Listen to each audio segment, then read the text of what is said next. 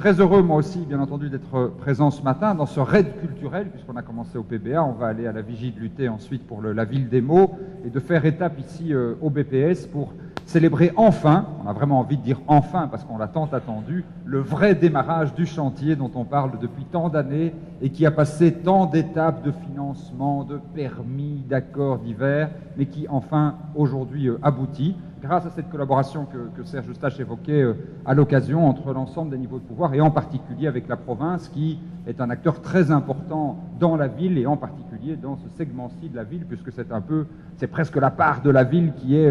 la province dans la ville, hein, dans tous les alentours. C'est un projet très important évidemment puisque le BPS est une de nos institutions rayonnantes. Je le dis souvent avec une petite pointe de fierté quand le grand journal flamand de Standaard, qui est vraiment la référence en matière culturelle en Flandre, a cité 5 institutions phares de la Belgique qui se porteraient dans les 10 prochaines années en matière culturelle. Il y en avait 2 sur les 5 à Charleroi, donc ça nous faisait quand même plaisir. Et dans les 2, il y avait bien entendu le musée de la photo, mais aussi le BPS 22. C'est donc vraiment une institution qui rayonne très largement. Et d'ailleurs, ça parle pas mal des langues diverses quand on vient ici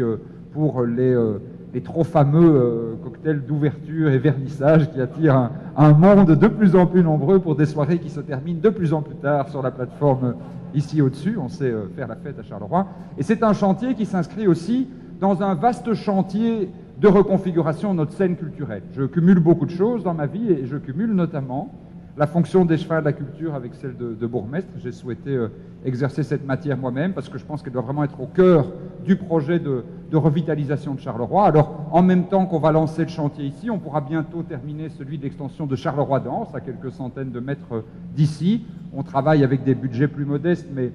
à reconfigurer aussi la scénographie du musée des sciences et de l'industrie, du musée du verre, du bois du casier, à Marcinelle. On pourra là aussi, grâce à une collaboration avec la province, bientôt accueillir juste ici en face le centre de culture scientifique dans une toute nouvelle scénographie dès qu'on aura trouvé les subsides, mais on y travaille, en tout cas le projet est là. On travaille aussi à pouvoir donner enfin à notre musée des Beaux-Arts un espace propre qui lui permette vraiment de rayonner et d'être reconnu et donc subventionné par la communauté française comme il le mérite. C'est donc un dossier très important, celui du BPS, mais vous voyez que ce n'est pas le seul, c'est l'ensemble de nos institutions culturelles qui sont en pleine phase d'expansion. Et puis, comme je cumule beaucoup de choses, je suis aussi bourgmestre et échevin de l'urbanisme et de l'aménagement, enfin pas de l'urbanisme, pardon, Ornella, excuse-moi,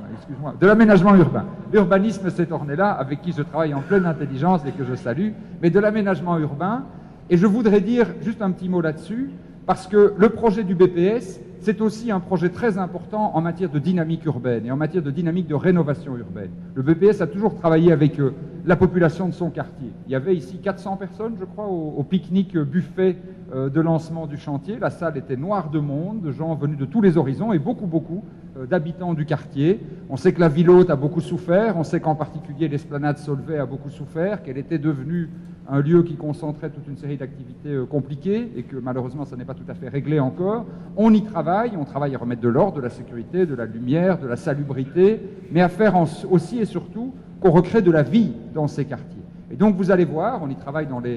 et vous le verrez dans les prochains mois, mais la rénovation du BPS 22, c'est aussi une pièce dans une vaste opération de rénovation urbaine de l'ensemble de ce segment nord-ouest du centre-ville, puisque juste en face, le bâtiment Gramme va faire l'objet aussi d'une rénovation pour y accueillir les universités, l'Université de Mons et l'ULB, puisque par ailleurs, dans le cadre des projets prochains FEDER, nous avons rentré des fiches pour faire rénover aussi une série de bâtiments annexes, puisque vous allez avoir le plaisir de redécouvrir dans le cadre de la biennale Asphalte, qu'on va lancer dans quelques semaines, des lieux inconnus comme la chaufferie, comme la piscine. On a des tas de lieux peu connus auxquels on va redonner une vocation culturelle, même si ça n'était pas leur vocation à l'origine, en détournant un peu les lieux. Et puisque même, on va plus loin que ça, puisqu'on a tout un projet de reconfiguration de l'ensemble du quartier de la Brouche-Terre, grâce là à une collaboration avec la Sambrienne, raser enfin les bâtiments brûlés de la Garenne qui ne sont pas le plus beau signe urbain qu'on puisse donner aux gens qui arrivent à Charleroi, reconstruire là le siège social de la Sambrienne, du logement, reconfigurer l'espace public, réaménager les espaces en dessous du ring et créer surtout une continuité entre le plateau Solvay et la Brouche-Terre qui sont un peu coupés l'un de l'autre par le dénivelé mais qui peuvent retrouver une continuité comme on les trouve à Montmartre ou sur les coteaux de la Citadelle à Liège pour ne pas aller trop loin et faire de ce quartier vraiment l'un des quartiers bouillonnants, vivants, de Charleroi, grâce en particulier au rayonnement extraordinaire de ces institutions culturelles et de cette institution phare qu'est et que doit rester le BPS 22. C'est donc vraiment un jour de grande joie et je suis impatient de faire semblant de casser le mur avec ces machines et ces casques. Merci à vous.